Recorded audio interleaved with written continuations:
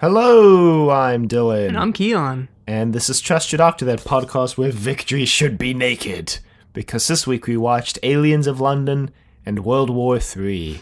Written by Russell T. Davies. Directed by Keith Boak. Once again back with his difficult to pronounce last name. Once again, Boak. Yeah, I thought of that immediately as soon as I said that. And aired on April 16th and 23rd, 2005. The first two-parter of the reboot. And once the last one. No. And it was never done again. The ratings plummeted during these. No. Also, once again, back to Russell T. written episodes. Yeah, back to the quality of writing that you would expect from the first two episodes of this. I don't know, actually. Yeah, I feel like the first episode of this two-parter was quite a bit weaker than the second part. Yeah, the second part was pretty good in my opinion, but the first part was pretty bad. They were okay. They were both okay in my opinion. I think they averaged out to okay. Anyway, so it starts with a recap again of the Autons invading Earth. Yeah, to remind you that Mickey and Jackie exist. Because if you had forgotten from 3 weeks ago, now you don't forget anymore, I guess. What is I think sentence the word structure? You're looking for is remember. But yeah, it's kind of weird, and I think I immediately thought this when I started watching it. I was like, it's kind of weird that they're going back to Earth so soon. You know, you think there'd be a couple more story. Well, I mean, they were on Earth last time too, just in the 1800s. Yeah. But you think there'd be a couple more stories with, you know, just the Doctor and Rose traveling, sort of getting into more adventures, you know, before they go back to these characters that were introduced in the first episode and play up the whole Doctor has this really dangerous life thing, because, you know, they could have actually shown it more rather than just shoving it down your throat in these two episodes. Well, I think what they're trying to do is they're trying to give the companion more of a family, and they're trying to give the characters some more like recurring characters who are always set in one location, kind of like Unit was in the not in the 70s, because the Third Doctor was stuck with Unit, but more like Unit in the 80s and 90s when, well, not the 90s so much, but the late 70s and the 80s when the Doctor would just show up and Unit would just be there, and you would know who Unit was. Jackie and Mickey are now honorary members of Unit. Well, yeah, after Mickey uses the Doctor's password to break into Unit, apparently a recently released audio revealed that that's been the Doctor's password for Unit since at least his 6th incarnation. So, you know, practicing good, safe password practices there by not changing his password for probably 300 years. But anyway, after the recap, the Doctor lands on Earth and he's like, it's been 12 hours since you left. And then he sees a missing sign for Rose and he's like, oh, god damn it. Yeah, I have a problem with this scene where he sees the missing sign, because he's sort of just off in the background, and the sign or flyer / poster is posted on a wall, I guess. And he notices it from like probably 50 feet away, and the wall that it's on isn't even facing him. He's like, what's that? And he walks over to it and checks it out, but there's no possible way that he could have seen it. Yeah, well, he's the Doctor and he jumps to strange conclusions quite often, so... Yeah, I guess that's his requisite jumping to conclusions and being right in this two-parter, because I don't think he does it ever again. He actually deduces somehow that the Slitheen are the Slitheen, and doesn't just jump to the conclusion that they're the Slitheen and end up being right, so... Well, okay, so it's revealed that it's been 12 months, not 12 hours. Because Rose gets back to her apartment, and her mom is extremely worried about her, and she's like, what, I've only been gone for a day. And this means that the story actually takes place in 2006, which would be the future for when this aired. So technically, this is a future story and not present day. Anyway, the Doctor's like, oh, yeah, I made a mistake. And then cut to opening credits. After the opening credits, cut to... End credits? No. And that's the entire episode. Yeah, the Doctor and Rose were kind of jerks in this.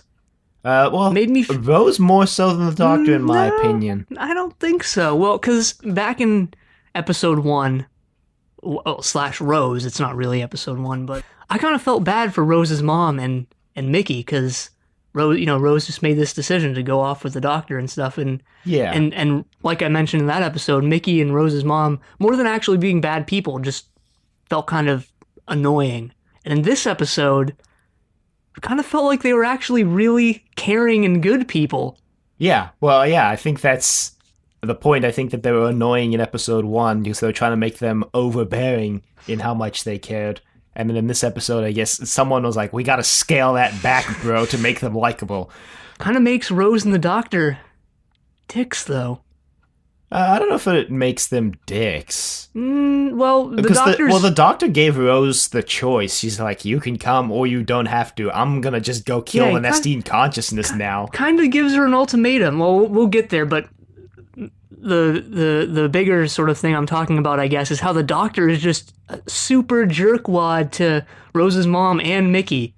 Mickey more so than Rose's mom. Yeah, that's true. That's true. He honestly barely talks to Jackie in this episode. I mean, even when Jackie's directly asking him questions, the Doctor's just like, I know, and that's kind of sketchy because, like, she's her mom, she cares about her, and the Doctor's just kind of ignoring her when he's putting her daughter's life in danger. Well, see, I don't think the Doctor was ignoring her. I think the Doctor didn't want to tell Jackie that he couldn't keep Rose safe. And Maybe, I think, yeah, but I think he, like, the way it seems like Eccleston's playing it is that he doesn't want to reveal to Jackie that he can't keep Rose safe and that he's not going to make a promise that he can't keep. yeah, and he's also going to take her with him and put her in more danger, so there's that. Yeah, well, that's her choice, so... Yeah, but I mean, we'll get to that scene. It's sort of an ultimatum at the end. Yeah, and you know what? I kind of understand where the Doctor's coming from. Kind of totally understand where he's coming from. Anyway, we'll get there because now the Doctor and Rose go to a painted backdrop of London for some reason, even though they're in London. No, it's actually just a really bad set. Well, they go up to the roof of the building and they see an alien spaceship crash. This is worse than CSO, honestly. It was literally just a painted backdrop. And then we see a lame CG spaceship crash because they spent all the CG budget on episode 2. Yeah, they really spent all the CG budget on episode 2. The CG in this was pretty bad. Like, worse than episode 1 and 2 CG, noticeably. Yeah, and it was kind of... I think the worst part of this about the CG wasn't that the CG necessarily was bad, was that you could totally tell when the Slitheen was a person in a costume and when it was CG, and there was a huge disconnect between the two. Yeah, and there's also the thing that's like, they're trying to animate human-ish figures, so it's not, if they don't have the animation budget for it, it's gonna look wonky, which it did, so... So a spaceship crashes into Big Ben. Everyone's like, whoa. And then apparently, for some reason, all of a sudden every road in London gets jammed with traffic. Although, weirdly enough, the road that's jammed with traffic is the road leading towards the UFO and not away. Yeah, I gotta see that UFO.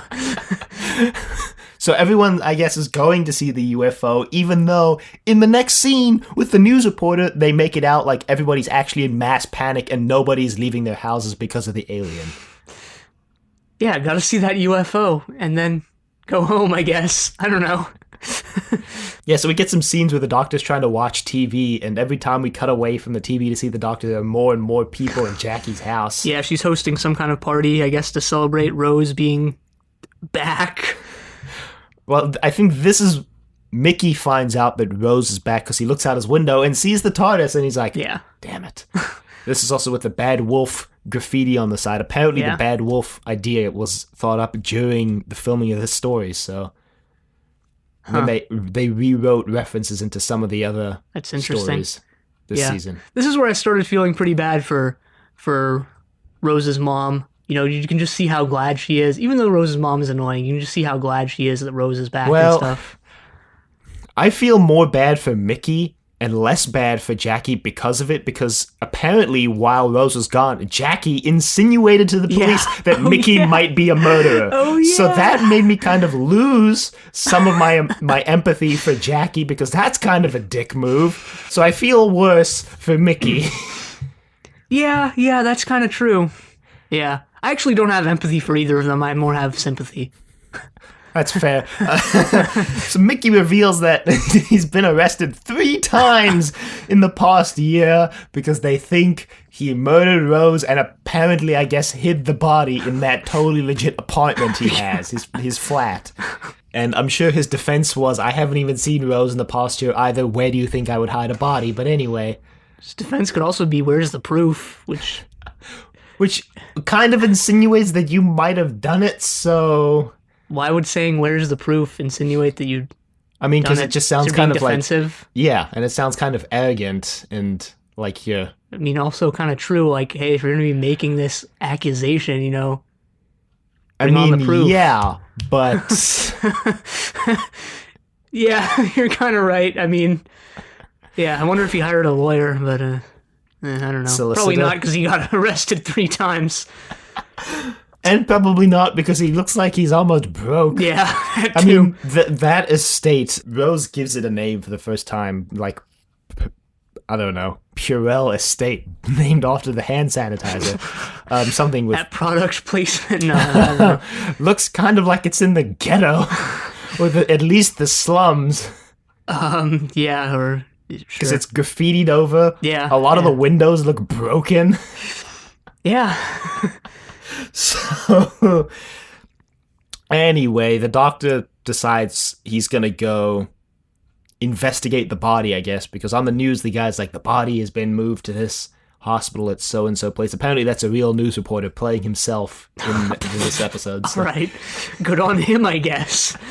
We forgot to mention that some guy in the government has been granted emergency powers because the prime minister is dead. Yeah, so the prime minister's dead, so this guy, I think his name was like Desmond Green. Actually, no, that's my grandfather. Joseph Green. Yeah, Joseph Green. Your long-lost Slovene cousin. Joseph Green, who is one of the MPs, is acting prime minister. I guess my understanding of it is that there's a line of succession in the UK, just as there is in the United States, where if the prime minister goes missing, then the next person on the line becomes acting prime minister, and so on. Yeah. So Joseph Green is acting prime minister. We see a suspicious conglomeration, like a suspicious collection of overweight people who seem to like to fart a lot. Yeah. Going for that old classic fart humor. Yeah, so funny. And when they're all fighting, you kind of start to wonder if there's a connection there. And it turns out there is. It's actually not. It's just a complete... No. It turns out complete red herring. It's literally just a fart joke. No. I mean, it's pretty obvious that something's going on when they're like, man, this gas exchange is really killing me. Literally. As Joseph Green reveals later. Yeah. I think we're introduced to the secretary guy who gets killed later. We're also introduced to Harriet Jones, my favorite character in this story. Yeah, Harriet Jones is pretty cool. Harriet Jones is awesome. I was kind of hoping she would be a companion, but then when it was revealed that she becomes Prime Minister, I was like, all right, I guess she can stay. She does come back, though, and nice. In her final appearance, she is basically the best person on Earth. Anyway. I love Harriet Jones. It's Harriet Jones, MP for Flydale North. Gotta say the whole name. Because she says it every time she introduces herself and pulls out a little ID card, because apparently Flydale North is such a small constituency, she doesn't think anyone would recognize Flydale North. Well, I mean, I don't recognize it, so... Yeah, but we also live in the United States. Yeah, but that doesn't matter at all. No, it probably does. So... Yeah, Harriet Jones is trying to meet with the Prime Minister, and the Secretary's like, the Prime Minister left. Yeah, and then so we cut to the hospital, where there's a doctor investigating. Who? A doctor who's apparently undercover for Torchwood, as you find out later, according to the wiki. But anyway, she's investigating the alien, and the alien is Yeah, apparently they'd taken like the alien into custody and are examining it in this hospital. Yeah, so this general shows up, and he's all, yeah, better not They're tell the not. public about this. But they Yeah, don't show us the alien yet. yeah, yet. When they do, oh, okay. Anyway, Well, so the doctor goes to the hospital. He gives Yeah. Rose a TARDIS key as a quote-unquote promise that he's not going to leave. Although it doesn't really mean. I suspect the reason why he does that is so that he can home in on it to get back to their estate, Maybe. because that's what it seems like happens later on. Maybe. I mean, the way he was playing it up, he was like, "Here, take this TARDIS key as like collateral so that I don't leave." But that doesn't really mean that he won't leave. It's just a key. It's not like he's leaving something that he needs. Well, see, what I thought was happening was he was giving her the only TARDIS key, so he couldn't even use the TARDIS, and that was like what he was.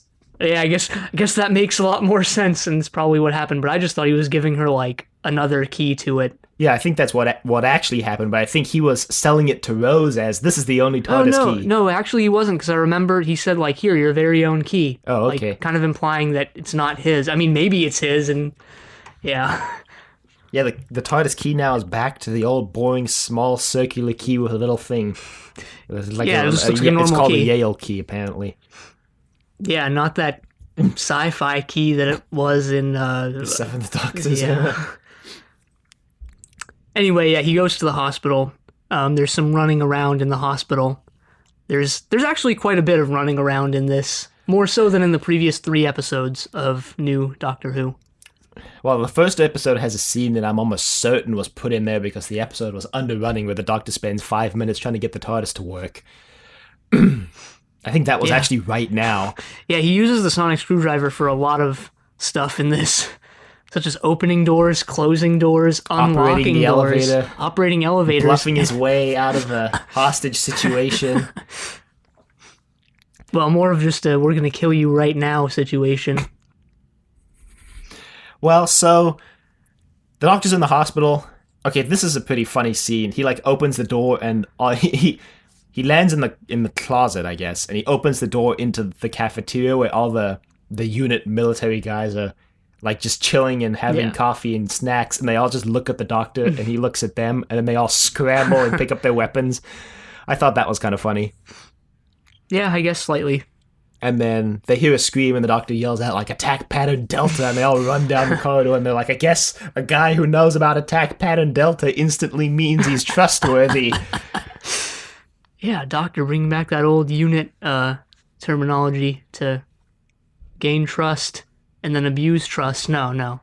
So, on the topic of unit, I didn't know this, but apparently this is the only time in the reboot it's ever referred to as the United Nations Intelligence Task Force, because apparently after this, the United Nations objected to them using their name as part of UNIT, so in the future it becomes the Unified Intelligence Task Force with the acronym UNIT still, because I guess that kind of works.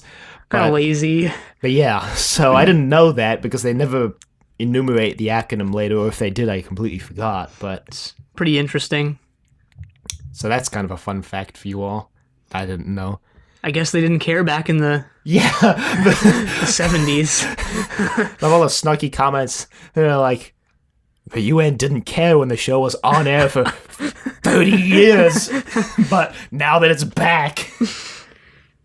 Anyway, they reveal the alien and it's actually a pig. Yeah, and the Doctor, unsurprisingly was like, "This isn't an alien; it's just a pig from Earth." And the Doctor, not the Doctor, but the hospital doctor, sort of breaks down and starts screaming like, "I just thought that's what aliens looked like."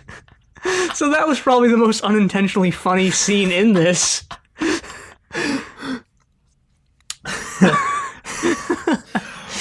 The Doctor's really upset when one of the unit guys shoots the pig. Yeah. Doctor's like, he was just scared. Yeah, they never really elaborate on that sort of plot point or idea Well, at all. So Well, they kind of do in this next scene, because the Doctor says to the hospital doctor that the pig isn't even an alien. Because Yeah. it's a regular pig, he thinks that it's like he calls it a mermaid, because apparently in the old days, people used to, quote-unquote, make mermaids by doing some things to just regular animals and being like, look, it's a blah, blah, blah. And he thinks that that's what's happened here, is that an alien or somebody has made up a pig to look like an alien. Yeah. So it's not the real aliens, I guess. They never play up the whole it was just scared type of thing. Oh, yeah. Maybe they will it's later. the Doctor being upset at baseless loss of life. So, I mean, at least it's a pig, like an animal that can be used for food. I don't know if they want to use it for food after these experiments, but so now the Doctor comes back and Jackie sees the TARDIS rematerialize, and Mickey is all triumphant at this because he's like, see? I told you, they thought I was crazy. Now they'll all see. Well, so at one point the Doctor mentions unit, I think now, and Mickey's like, well, because he's part of it, and Rose is like, how do you know that? And Mickey's like, if you go deep enough on the internet, the Doctor's always there. Yeah, I'm like, did you just find the conspiracy site Rose used in episode 1? Probably. But, I mean, we see his room later, and it seems like he's been super obsessed with finding the Doctor and Rose. Understandably. Yeah, understandably, because, well, probably concerned about Rose, and has been accused of kidnapping or killing her, so there's that, too. I will give a shout out to the Doctor, though, for being a real bro for Mickey right at the end of the story. Yeah, right at the end. that was a real bro move. I mean, I guess it kind of makes up for him just completely shoving Mickey to the ground in every possible moment throughout the entire story. Well, so kind of a the total Doctor, jerk to Mickey. Well, so the Doctor kind of, they play it up in this story more than the previous ones. The Doctor kind of thinks that the humans are all idiots. Yeah. And Mickey especially so, calls him Ricky. And he doesn't even get his name right. Like, that's kind of a jerk move. He gets it right at the end. The end. He's probably just doing it on purpose. Yeah, well, they go to an alternate universe next season and you find out that universe's version of Mickey is called Ricky. So whether or not he's doing it on purpose or he just has his universes mixed up. Yeah, I kind of thought when he first started doing it, I kind of thought they were going to reveal that, like, Mickey was just a nickname, or, like, his actual official name is Ricky and he just goes by Mickey or something like that. But then, no, that didn't happen, so, yeah. So, yeah, but anyway, I think so the whole point is that at the end of the story, the Doctor realizes that not all humans are idiots. Yeah, but kind of a weird thing, though, because he's always said that humans are, like, primitive and stuff, which I guess is true. But he's never really played up the fact that he really... Well, you know what I mean. He's never played up the whole, like, you're all idiots, you're completely stupid thing as much as they did here. I think he's kind of just getting tired of having to save them every week.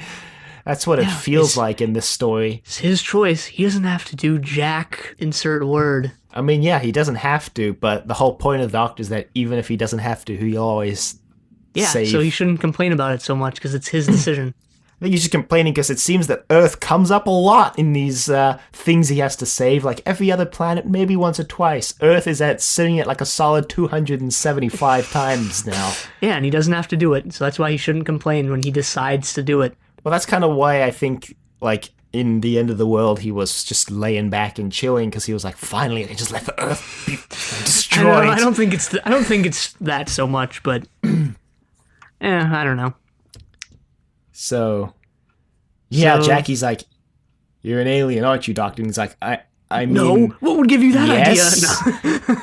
And then, so Jackie kind of messes everything up by calling the alien hot tip line and talking about the Doctor. And apparently the British government has an alert set for whenever somebody calls and talks about the Doctor and the TARDIS.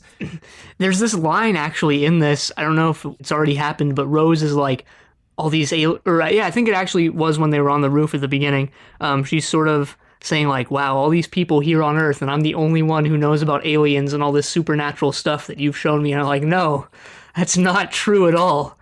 I mean, this is 2006, so, probably Mel is at least still alive. Yeah, like all of the Doctor's other companions who are still alive, and everyone in UNIT knows about aliens, so no, that's not true. Everyone in UNIT, everyone in that other shadow organization, Torchwood, like half of the British government at this point. The Daleks invaded in 7 years' time from this. And had already invaded, like, back in the 70s. Yeah, so... Just invaded that countryside mansion. Yeah, they got real far in that invasion, claimed about 7 square feet of territory before being driven back. Driven back to the future. They were driven back to their future time. Anyway. So the doctor's like, yeah, well, they get captured by the Popo. Well, then the doctor's like, we haven't been captured, we're being escorted. Also, the general gets killed by the Slovene. Yeah. And Harriet Jones witnesses this from the cupboard because she keeps trying to get this thing on the agenda talking about the Flydale North Hospital or whatever because her mom's staying there. So she like breaks into the cabinet room, looks at the emergency alien procedures, and then hides in the cupboard when the Slovene come busting in. Yeah. They save a lot of CG budget in this episode by like having a dude stand in the offset with a massive blue spotlight shine light on things. The thing about the Slovene CG is like, I get like them using it in the transformation scene. Well, it's not really a transformation, it's more just them taking off the suit. suit. Skin suit. Yeah. I get them using it sort of there, but like the Slovene costume looks so much better than the CG that I kind of wish they just used the costume. Yeah. I mean, yeah. I guess they used the CG where the mobility of the costume wouldn't allow for what they wanted to achieve. Yeah, yeah. It's like costume doesn't look very mobile. No, it doesn't. At all. It looks like they're walking around in like a Tin Man suit. So they get taken to this room full of alien experts. And Joseph Green. Yeah, Joseph Green. Yeah, I'm forgetting what happened. Acting Prime Minister is like, well, so now that we've got all of you experts in one place. And this is where the Doctor kind of at least deduces, because when he was in the TARDIS, he figured out that the alien, quote-unquote, spaceship came from Earth. It was launched off Earth, slingshot around, and then crash landed in the Thames. So he's in the expert meeting, he's like, so the spaceship was launched from Earth with a fake alien inside, which means this isn't an invasion, the aliens are already here. And then Joseph Green's like, good thing you're all wearing your name tags because it'll help identify the bodies. Right. And then he turns on this electroshock thing in the name tags that starts killing everybody. Yeah. We didn't mention how the Slovene unzip their foreheads because they're wearing human skins. We also didn't mention that there's like a parallel cliffhanger to the Doctor getting shocked, which is there's a Slovene chasing Harriet Jones and Rose because they wouldn't let Rose into the expert meeting because she doesn't have high enough clearance, and so she's with Harriet Jones and they're being attacked by Slovene, and another Slovene is attacking Jackie. Now, there's when you see most of the Slovene, they don't have a zipper on their forehead, but I don't know if you noticed this. The police cop guy in one scene at the end of episode 1 has a really obvious zipper on his forehead that's revealed when he takes his cap off. Yeah, I did notice that. I thought it was just like the zipper wasn't, I don't know if this is the right term, but played up as much on the other ones, but then like on that one guy it was pretty noticeable. No, there just wasn't a zipper on everyone else as far as I could tell anyway. I don't know. I thought there was, like probably Joseph Green. Probably because of the one scene where there is a zipper. I was like, all right, there's probably a zipper on everyone else. It's just not as noticeable. But yeah, I don't know. Like there was no zipper on Joseph Green. Like General, whatever, he's got a hat on, so you couldn't tell. But Joseph Green and the driver for the Prime Minister, whatever her name was, they don't have zippers at all. They just. I mean, maybe they do. Maybe we just didn't notice. Kind of hard not to notice for 120 minutes of episode time. The zipper's not on the screen for 120. It's not just 120 minutes of them unzipping their suits. Like, hold on, let me get out of this suit 2 hours later. But I don't know. Did you notice Rose's one strand of braided hair? No, really actually. Activated my OCD. No, actually not really. No. Was kind of just drew your attention to it though. Just one strand. I didn't notice it at all. Wow. Anyway, episode 2, bizarrely, begins with a recap of the cliffhanger and then the resolution to the cliffhanger and then the title sequence. Yeah, they're getting real experimental with what they do to these intros. At least it's better than the War Games thing. So the Doctor reveals that the electricity's not lethal to him, and then he... Yeah, kind of a cop-out, like, yeah, might be deadly to humans. So he tears off the name tag and slams it on the Slovene nearest to him, who's revealed themselves. Apparently, every single Slovene, compression device is linked because shocking the one Slovene shocks all of them. Yeah. That's a really bad design choice. And I'm amazed that those other random Slovene that we don't meet till the end of episode 2 don't just start getting electrocuted wherever they are, and the guy next to them is like, what is happening? Maybe they did. Maybe it just happened off screen. Well, we didn't, because we didn't mention the Slovene use a compression device to fit into the human skins, and that's why they're so flatulent, I guess. Yeah, because of the gas exchange. There's a lot of gas that apparently gets made when you compress the Slovene into a thing. I don't know how I feel about that plot choice. I mean... At least there's an explanation for it, but the fart humor was pretty lame. Yeah, I mean, it wasn't funny in any way, so there's that, but I didn't really mind. I was just like, all right, just another thing that's part of the story. Yeah, at least there was an attempt at an explanation. So the Doctor... Dr. Rose and Harriet run away, or I think they meet Harriet. Well, so the Doctor... outside. Harriet and Rose outside. The Doctor tries to get the unit people to attack the Slovene in the expert room, but they've already disguised themselves as humans again, so they, attack the Doctor. He's the alien. And they're like, okay. The Doctor runs, and then he has this snarky line about how if you're going to back a guy up against the wall and execute him, you should probably make sure you don't back him up against the lift. Yeah. Oh yeah, there's that Scooby-Doo scene with Rose and Harriet running through the corridors. Yeah. And the Slovene coming out of doors everywhere and chasing them. The most Scooby-Doo scene in the show so far. Even though we've used that descriptor a lot. Yeah.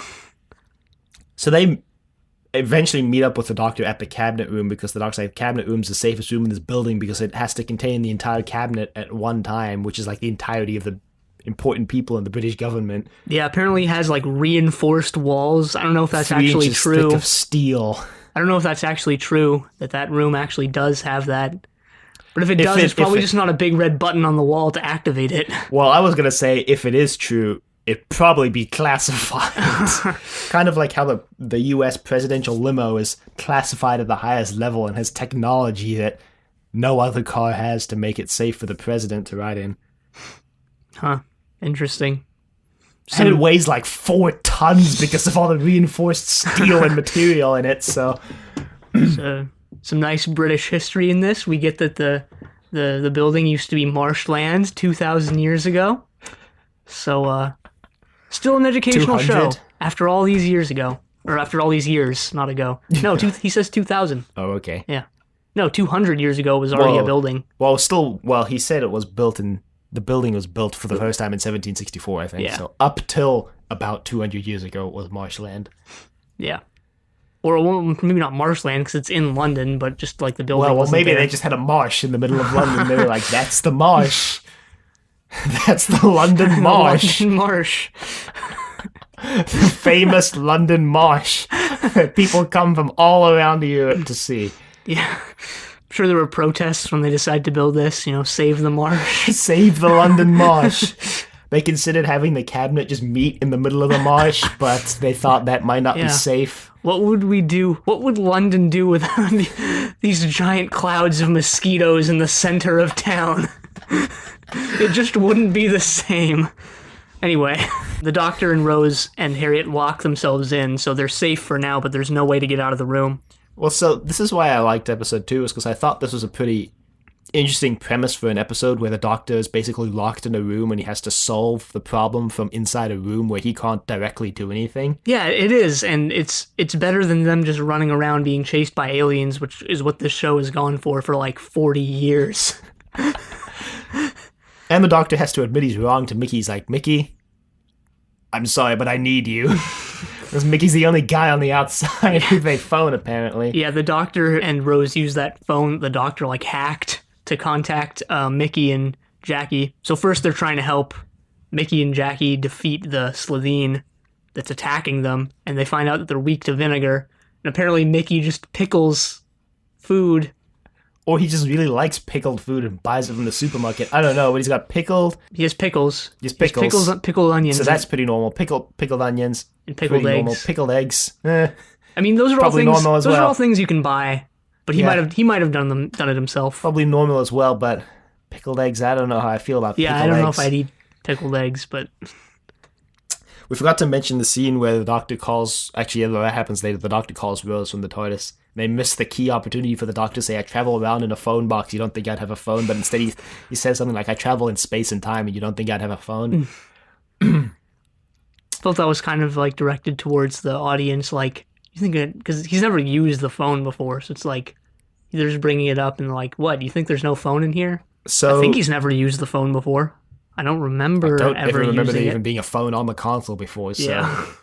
So the Doctor's locked in the cabinet room, and so they're talking with Mickey, and they tell Mickey to hack into... Yeah, quote unquote hack. Unit. Apparently it's just going like unit.com and logging in.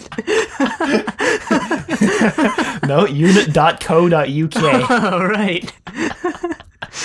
Well, You so... can just gain nuclear access codes with one password on a site that anyone can access. Well, I don't think the nuclear codes are on the unit Okay, website. not because- nuclear codes, but just missile codes. It's pretty much just as bad. Russell D invents this plot line where apparently the UK decided they weren't trustworthy enough with their own nukes, so they gave the access codes to the UN, and then they have to get a special resolution from the UN passed to give the UK the nuclear access codes. Now you have to wonder how great of an idea this would have been if the USSR had decided to just nuke London. Like... There would always be that one jerk, like if the UK got attacked, there would always be that one guy in the UN like vetoing it, like nope. Yeah, it would probably be the USSR because they were on the Security Council. That's the most supernatural and baffling thing in this story is that they somehow approved the nuke launch. Forget the alien crash and the hacking stuff. That's the most surprising thing in this story. Well, I guess everybody's scared. Apparently, Joseph Green fabricates evidence that the alien spaceship really exists, but we're kind of jumping ahead a bit here because we are. What happens first is that so Mickey saves Jackie. That happens a while ago. So there's this bonding between Mickey and Jackie where Jackie's like, I hated you, and Mickey's like, yeah, well. She's like, you could have let me die, and he's like, yeah, well, that wouldn't have been cool. So Maybe Mickey and Jackie should get together now that Rose is out of the picture. Pretty sure Mickey's like half Jackie's age. So what? Oh, Jackie mean is anything. looking for Yeah, she's someone. Single and ready to mingle. Yeah, for some reason in the like recap at the start of episode 1, they show the scene where Jackie's like, strange man in my bedroom, anything could happen. And I was like, nope. Yeah, I kind of wondered why they showed that part, that integral part of Rose. Anyway, so Mickey's going into unit, and the reason why the Doctor wants him to get into unit right now is because I don't remember why he gets into unit the first time. I don't know. I think it's to find out more info about the Slitheen, possibly. Because they're trying to figure out who the invaders are. Well, so I think the Doctor's actually trying to figure out what the Slitheen want, because when they enter the cabinet room, he bluffs his way with the port. Yeah, wine. he tells them that the sonic screwdriver can enhance its... Triplicate the flammability. Yeah. Which they call him on his bluff, and he's like, well, and that's when they lock themselves in. There's another funny line here where the Doctor's like, Harriet, take this, you might need a drink, and Harriet's like, pass it to your left first, and he's like, oh, sorry, and he passes it to Rose. I don't even know if Rose is legally allowed to drink. We find out she's 19 in this episode. Yeah, I guess it's 18. It's the drinking age 18 I'm pretty sure. Yeah, I'm pretty sure. Probably I'm pretty sure it's 18 in most places. It's 18 in South Africa, which was a British colony, so that's my entire baseline reference for this statement. So it must be in the UK too, right? Anyway, yeah, so that's how they get locked into the room. But the Slovene, during that confrontation, mentioned that they're not the Slovene race. They're the Slovene family. They're just one family. They're like a crime family, which is a pretty cool idea, I guess. We've never had an alien crime family running around mucking things up. Yeah. So that was pretty neat. Like, they're not just another alien invader. They're just, I guess, another alien invading family. And now that I say it like that, it's kind of lame. Well, they're like the Ferengi from Star Trek. Everything's about money for them. All they gotta do is get money, which is an obvious slight on capitalism, but also true. Yes, also true. So this is actually later, but since we're already explaining it, we can just do it now. That what they're planning on is just wiping out Earth nuclearly. Yeah, and just selling the radioactive material to power spaceships and stuff. So. But there's a cool scene where the Doctor like deduces that, and it's not just the Doctor like guessing and being right like it normally is. It's Rose and Harriet giving him information. He's like, all right, narrowing it down. I kind of liked that scene. Well, that's actually when he figures out that vinegar is their weakness, because that's when he figures out what planet they're from. Raxacalifactorius, I think. They got me. I don't know. So something like that. But yeah, so they're each giving information, and he's narrowing it down. Oh yeah, that's why they were hacked in. They were trying to figure out where the Slovene were from. Yeah, and then they also found that ad that they were sending out. The message they're sending. Yeah, they were sending in like a coded message, and they figure out that it's an ad like, hey, Earth is for sale. Yeah, so the Doctor's like, so what would they sell? And Harry's like, I don't know, gold, steel? And the Doctor's like, no. You can get that anywhere. Water. The Doctor's like, he's like, I like your thinking, Harriet. Probably not. Wasn't that the plot of a recent movie? The aliens are coming for water. You don't know. Like Battle Los Angeles or some BS. I don't know. Thing like that. I don't know. I honestly have no idea. There's another question of why the Slovene infiltrated the United Kingdom government, which requires a UN resolution to get the codes when they could have infiltrated the US, where the president has free will to launch nuclear codes without any oversight at all. And a way higher obesity rate, since they need overweight people's bodies to use. Yeah, Rose is like, why are the Slovene all so big? And the Doctor's like, have you seen how big the Slovene are? They need bigger humans to fit into. But naturally, as the US, we have to be number one in everything. So yeah, including obesity. There's another funny scene where the reporter's standing outside 10 Downing Street, and he's like, we've got a really weird mix of people arriving at 10 Downing Street right now. We've got the head of the Royal Navy. All right, that makes sense. And he's like, okay, this is a bit of a confusing one here, but we've got the head of the Northern Boating Club.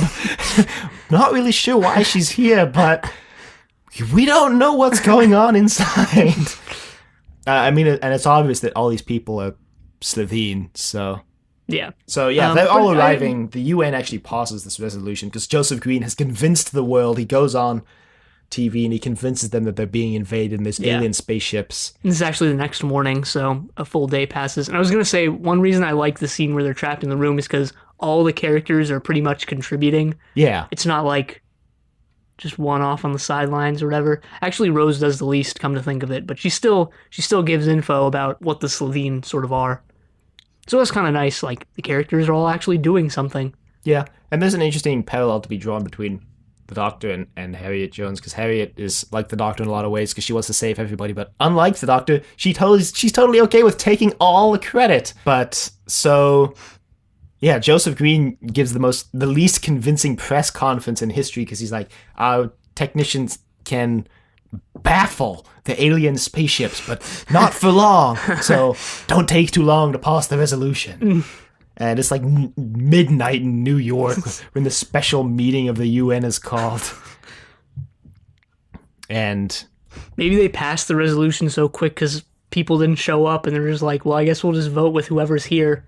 So it's just like 3 people. Yeah, I guess if you don't show up to the UN meeting, does your vote count as abstaining? I have no idea. I'm just making this up as a joke, but, maybe. But now I'm actually curious. Do you have to show up to the resolutions? I don't think so. Can you just be like, nah? What is the UN going to do if you don't show up? Like, they literally can't do anything. They could do unilateral military action, which is not actually true. The UN Military Peace Corps, or whatever they're called, is only allowed to they're only allowed to like keep the peace or defend. They're not allowed to attack or something. Yeah. They have some rule about it. Yeah. Which is why the UN just uses the US as its unilateral military force.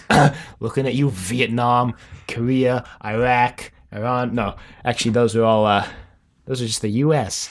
Apparently, Joseph Green fooling everybody into attacking the aliens is supposed to be a reference to / satire or parody, I guess, of Tony Blair invading the Middle East with little information concerning weapons of mass destruction, which is exactly what Joseph Green's doing here. So it's apparently pretty intentional that they're supposed to be like, look at how dumb of an idea this is. I guess, and maybe if you're watching it back then, you would notice it a lot more, but I didn't think of that at all when watching it. Well, yeah, because well, they also kill off Tony Blair in this story. The dead prime minister they find in the cabinet room is supposed to be Tony Blair. Well, I mean, they never name drop him, so... Well, so they got like someone who looks like him apparently, but apparently on film it came across as rather unconvincing. So they never really name drop him explicitly, except apparently once in a reference I didn't get at all when Harriet Jones is like, I'm not one of the babes, which apparently there was a thing about Tony Blair's babes back in when he was being elected, so. Okay. Yeah, anyway. I mean, it totally went over my head. So in the Doctor Who universe, Tony Blair is... Dead.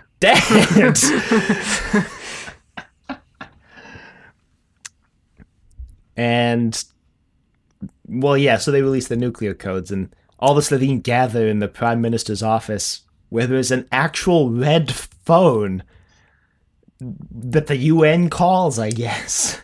Yeah, is it a red phone, like a thing? Well, it's like everybody jokes about there being a big red button or a big red phone that you call in emergencies, and they're like, like the one Slitheen even makes a reference that she comes in, she's like, the phone is actually red. Yeah, I've heard of the big red button. I've never heard of the big red phone. But Cold War thing. All right. Yeah, they're all waiting, sort of just huddled around the desk. Meanwhile, Mickey has launched a missile. Yeah, the Doctor... Well, so there's this whole scene where Jackie's like, can you save the Earth, Doctor? And he's like, I can save the Earth, but I can't guarantee that Rose will survive. Yeah. And Jackie's like, nope, don't do it. Don't do it then. He also leaves out the fact that Harriet Jones would probably also die, but... Yeah.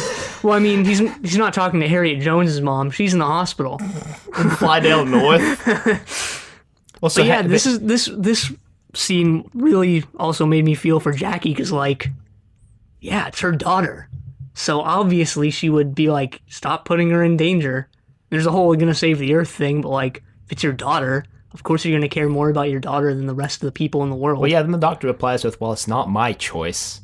And then Rose is like, well, do it then. And then Harriet's like, no, it's my choice. Yeah. I'm the only elected representative in this room. I was elected to represent the people, and I will represent the people. You have to save us, Doctor. And the Doctor's like, I guess you're right. Yeah. So that was pretty nice. I guess that they that they had another character to bear that instead of just pinning it on the Doctor. But anyway, yeah, Mickey launches the missile. At 10 Downing Street. Yeah. They're basically committing an act of terrorism here. Well, it's yeah, I guess. I was going to say it's one of the UK's missiles, but I guess that doesn't matter. Yeah, that doesn't change. They're blowing up 10 Downing Street. Yeah. And apparently the missile only blows up 10 Downing Street and not like anything around 10 Downing Street. Yeah, very, very concentrated blast here. Also apparently very weak blast, because you can just get in a closet and survive it.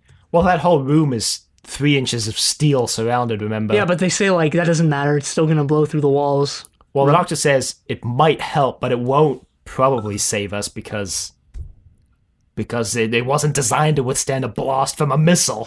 And then Rose is like, well, this closet is smaller, so it'll be more protected. Rose's logic here is a bit non-existent. But that's what they do. They get in the closet, and they survive. Yeah. We forgot to mention one of my favorite scenes in this. The Doctor, at some point, opens the door, and he confronts the Slitheen when he figures out their plan is to sell off the slag from the nuclear-crusted Earth. And he says, well, I'll give you one choice. Well, I'll give you a choice. You either leave now or I'll stop you. And she's like, what, you from that room? And then Christopher Eccleston says, yes, me. But he says it in the most terrifying and intimidating way possible. And it's actually, I think, probably one of his best moments so far as the Doctor. Yeah, I didn't really care for that part. I mean, I didn't hate it. It was just another part of the serial to me. So or then story. I guess they're not serials anymore. Whatever. So as he's closing, so the Slitheen laugh, the woman Slitheen, the driver laughs at him, and he's like just staring her down as he's closing the door. And like right before the door closes, you see her face like change into, she's like her face changes right as the door closes. Yeah, I'm surprised you really liked that scene. I didn't really think too much of it.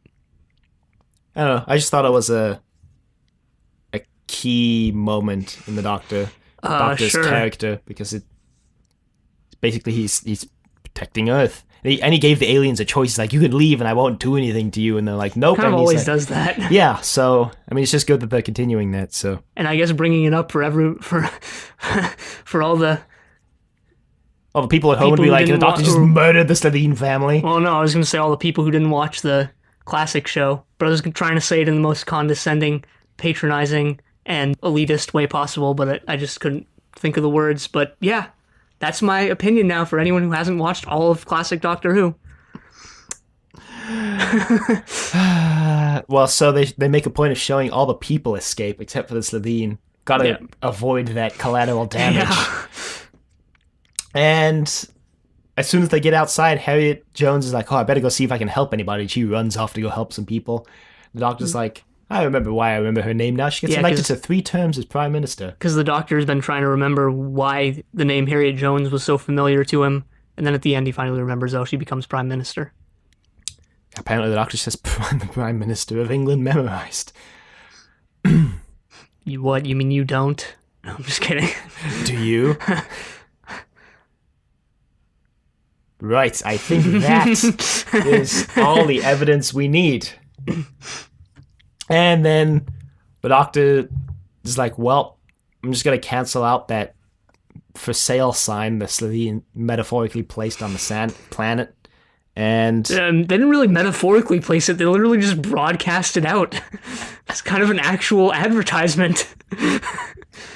And then the Doctor's like, well, so you coming, Rose? And apparently Jackie wants to cook shepherd's pie for the Doctor and Rose. Yeah, because Rose calls him and he's like, hey, come over for lunch. And yeah, I've heard of shepherd's pie, but I really don't know what it is. I mean, I've heard of it like multiple times, and I've always been curious as to what it is, but I've never looked it up. So check the show notes.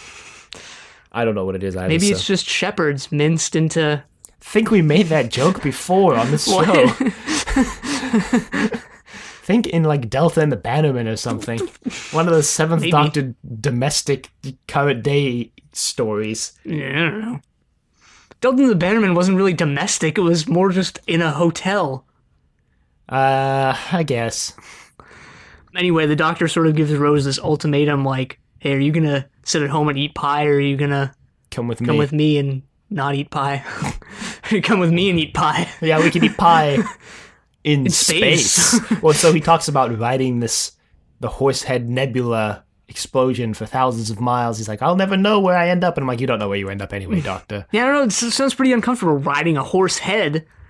I don't know, maybe riding a horse back in a saddle might be comfortable, like on the head. Like, yeah. I mean, have you tried it? No, but it just seems kind of uncomfortable. But you'll never know if it's I know, I'll never know until I try it. I'm just probably saying. Snap the horse's neck, to be honest. Probably get bucked.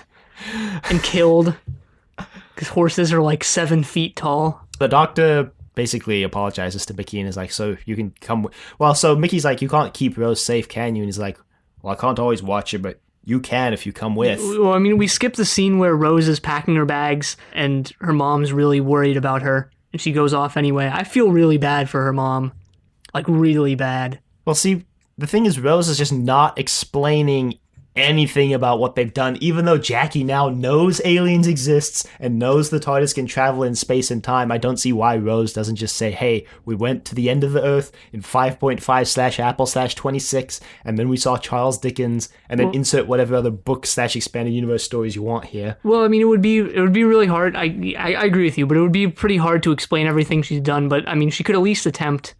Yeah. That's why I kind of hated the Rose and, oh God, it happened. But apparently we already said it and didn't notice it, but... Yeah, 2 weeks She's a companion now. But yeah, that's kind of why I thought the Doctor and Rose were being complete jerks in this. Even the Doctor, too, because he can see how distraught Rose's mom is about this, and even Mickey also, to a lesser extent, I guess. But he still decides to take Rose with him. Well, he offers to bring Mickey with to keep Rose yeah. safe, because Mickey's obviously distraught. I think the Doctor just doesn't want to deal with Jackie's nonsense, because Jackie can get pretty irritating sometimes. She slaps the Doctor earlier, and I forgot to mention that Christopher Eccleston really overacts getting slapped, and also it's a total miss. But yeah, kind of you slap the Doctor. Maybe that was his one rule. He's like, if you slap me, you're not coming in this office. I think that's the first time he's gotten slapped. Yeah, I think so. A lot of firsts in these. The Doctor mentions it. He's like, I don't think I've ever been slapped by anyone before. A lot of firsts in New Doctor Who. Yeah, well, they're pushing the envelope, which is good. Really pushing what Doctor Who can be as a show, getting slapped. Anyway, yeah, no, I feel like the Doctor should, I don't know, maybe just back off, because he can see that Rose has, more so than any of his other companions, has strong connections to where she's from, and her family's really worried about her, so... I mean, I agree to an extent, but it's not like every other companion hasn't had a family of some sort that they've left behind to travel with the Doctor. We've just never seen it on screen. Yeah, they just never played it up as much, but... I mean, Leela leaves her tribe that she's been living with for like... Yeah, they seem pretty 20 okay with years it. or whatever. Mel just gets ripped out of time by the Time Lords to come testify at the Doctor's trial. I mean, imagine how she must feel. She doesn't even know what's going on. Yeah, I guess one of the cool things that they're doing is like showing the ramifications of someone getting taken away by the Doctor. Mm-hmm.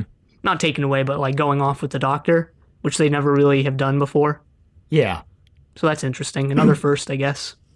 Yeah, this just kind of paints the Doctor and Rose in a bad light to me, at least in this. At least in this episode. Like, I agree that maybe the Doctor should back off, but at the same time, he doesn't want to tell Jackie that Rose isn't going to be safe. But Jackie knows Rose isn't going to be safe. Yeah, she knows, and the Doctor knows she knows. And she knows the Doctor knows she knows, and he knows. Okay. But it's like that thing, like, if you say it, then it becomes real, where if you don't say it, then you can kind of ignore it. I guess. Yeah, well, the Doctor, like we mentioned, offers to bring Mickey with. Mickey's like, nah, I don't think I could handle the life that you lead. And that's one of the things they really played up in this story, is that the Doctor leads a really dangerous life. Which he does. But that's also one of the reasons why I thought this two-parter might have come, like, later in the season. This if this felt like a season finale to me, but I mean, I'll see where they're going with that at the end of the season.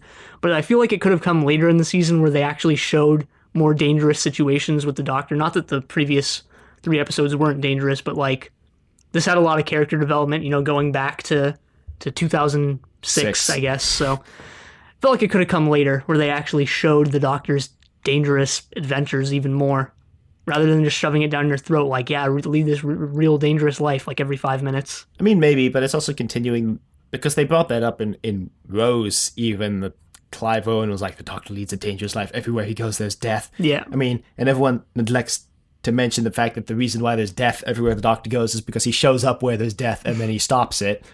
But he's also somewhat responsible for some of the deaths, like in Unquiet Dead. Like, he was maybe not semi-responsible, but I don't think he was responsible at all in the Unquiet Dead. He was involved with it. I think in the End of the World, he was obviously responsible for Cassandra's death. Yeah, that one too. In the Unquiet Dead, I think he was just following the ghosts, and then the Gelf killed everybody, and the Doctor... I mean, yeah, the Doctor convinced Rose that it was okay to let the Gelf through, but once again, it was Gwyneth's choice to do so. Nah, he's still involved with it. That's not his fault, though. Yeah, I don't know. Anyway, Mickey's like, nah, I can't come with you, Doctor. And then but don't tell Rose. Yeah, so Rose shows up and is like, Mickey, you can come with us. And then he like looks at the Doctor in panic, and the Doctor's like, nope, not happening. No way, not taking Mickey. And then like Mickey doesn't say it, but you can see in his face he's like, thank you. So Rose kind of shoves the Doctor around by shoving her bag in his hand, and he's like, not your bellboy, Rose. And that we also forgot to mention the Doctor found the boy who scribbled Bad Wolf on his TARDIS and made him scrub it off. Maybe it was a different boy altogether, and he's just like, "You're the kid who graffitied this, aren't you?" And he's just like, "Oh no!" He's like, "Clean this off right now." Yeah, so I also kind of feel like part of the reason why Rose goes is because Russell T. He does this more with the 10th Doctor than the 9th Doctor, but he makes a point that this Doctor, after the Time War, needs someone to travel with him to keep him good, so to speak. Huh. And this will actually come into play next week in Dalek. Dalek is, I think, the only story I actually remember from the season because I really, really liked it the first time I watched it. But it'll come into play next week where they kind of hinted this fact that the Doctor, after the Time War, needs someone to travel with him to keep him good. It's interesting. I don't know if I necessarily like that idea, but I'll see where they go with it, I guess. It's just, it's just an idea. The idea is that the Doctor's quote-unquote goodness, I guess, is always there. It's just been muffled by PTSD and what he did in the Time War. So, Speaking of Dalek, which is obviously what we're watching next week, we got a comment from Robert Shearman on the website, so I don't know if we normally read comment. We normally read emails. We may as well read it. Hang on, I'll just bring it up. Robert Shearman. I mean, it's not too interesting of a comment, but thanks, Robert Shearman, if you're listening to this. If you made it this far. Well, so anyway, the comment is... Thanks for giving my audio a go, guys. There are so many to choose from. I'm always delighted when one of my stories gets an airing. Cheers. Well, you can thank me for that, Rob, because I chose that audio. I guess you're not wrong. Actually, pretty much correct on that, I guess. But no, yeah, thanks if you're listening to this. Always nice to interact with the authors. I think this is the first time it's happened. It's actually not the first time. Well, it's the first time for the podcast, but actually I mentioned that in our spare parts episode we questioned what the Cybermen would smell like, and Trevor Baxendale, who didn't write that story but writes for Doctor Who, responded with something funny. So interesting. Yeah, I mean, we've gotten interaction on Twitter, but yeah, I guess that counts. So that was kind of cool. I was like, oh man, almost interacting with a celebrity. Kind of. Almost interacting with an almost celebrity. So yeah, Dalek next week is actually based on a story called Jubilee, which was an audio story. And I can't remember about the X-Men character. I cannot remember if Robert Shearman wrote that story or not. What, Dalek? No, Jubilee. Oh, probably. He might have written Dalek too. He did. He wrote Dalek. Okay, then he must have written Jubilee because the same person wrote Dalek who wrote Jubilee. Nope. Yeah, Robert Shearman. Robert Shearman wrote Jubilee. He also wrote Dalek next week based on Jubilee because I think Russell T heard Jubilee and was like, can you adapt elements of the story for the show? So that's kind of cool. And I guess we'll talk about that next week. So you can email us at thedoctordecadavegetable.com. Questions, comments, concerns, angry rants, love letters, your thoughts on the first two-parter of the reboot. We're almost halfway through the 9th Doctor's run. 1.5 more weeks. Yeah, halfway through the episode after Dalek, which I think is the long game. We'll be halfway through the 9th Doctor's run. And you can find us on YouTube, Apple Podcasts, and Google Play, all at Trust Your Doctor. Leave a rating if you like the show. Check us on Facebook, Trust Your Doctor. Like us on Facebook. Also check us out on Twitter at TYD Podcast and follow us on Twitter. And next time, like we said, we're watching Dalek. But until then, the end.